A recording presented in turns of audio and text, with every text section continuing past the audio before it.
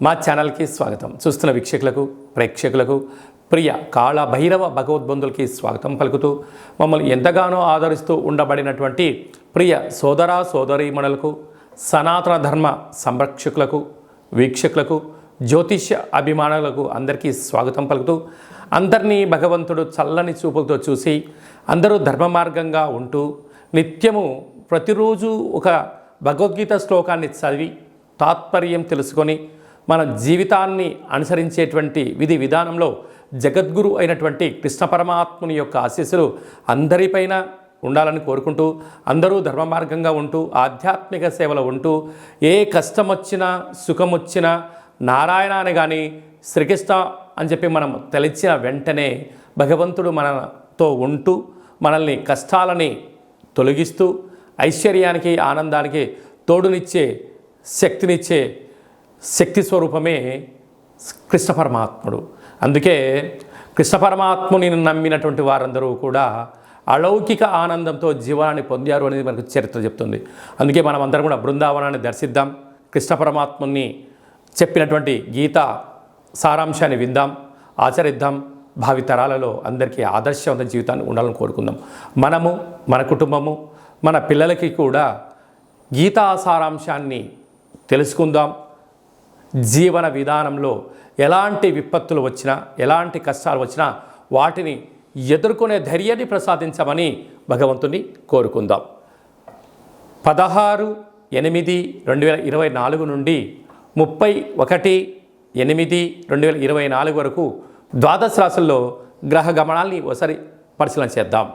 వృషభ రాశిలో కుజ భగవానుడు మరియు గురు సంచార స్థితి.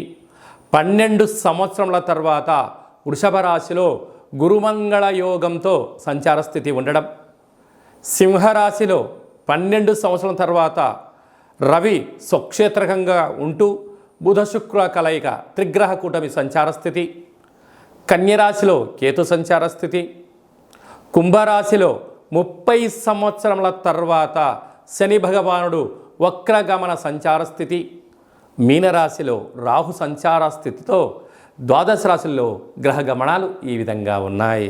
కన్యరాశి వారికి భాగ్యస్థానంలో 12 సంవత్సరాల తర్వాత గురుమంగళ యోగం సంచారం చేయనప్పుడు ఎలాంటి ఫలితాలు ఉంటాయో ఈ వీడియోలో సవివరంగా సంపూర్ణంగా తెలుసుకుందాం.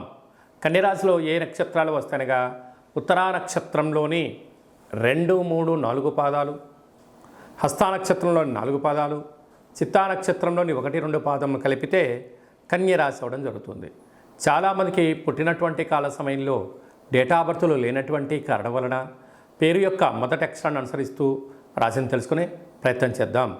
టో, పా, పీ, పు, ష, అణ, ఠ, పే, పో అక్షరాల వారందరూ కూడా కన్యరాశి జాతకులే.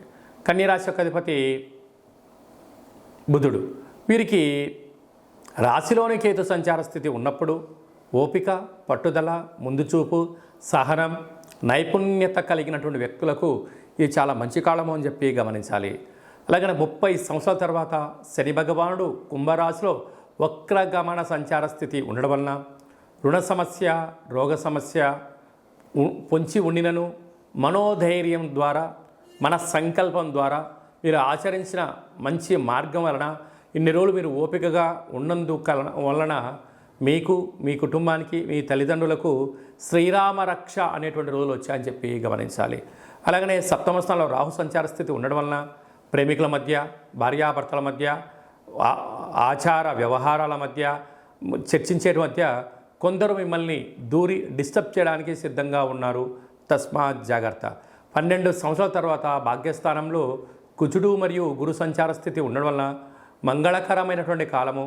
భార్యాభర్తల మధ్య అన్యోన్యత, ఇద్దరి యొక్క ఆలోచన వల్ల మళ్ళీ నూతన పెట్టుబడులు, గృహాలు, వాహనాలు, భూములు, క్రయ విక్రయాలు కన్యరాశి వారి సొంతమవుతుంది. ఏడాది తర్వాత రవి భగవానుడు వ్యయంలో బుధుడితో కలిపి సంచారం చేయడం బుధాదిత్య రాజయోగం కారణం వలన ప్రభుత్వ అధికారులతో చాలా అప్రమత్తంగా ఉండాలి. అనడం వద్దు, అనిపించుకోవడం వద్దు అని చెప్పి గుర్తుపెట్టుకోగలగాలి.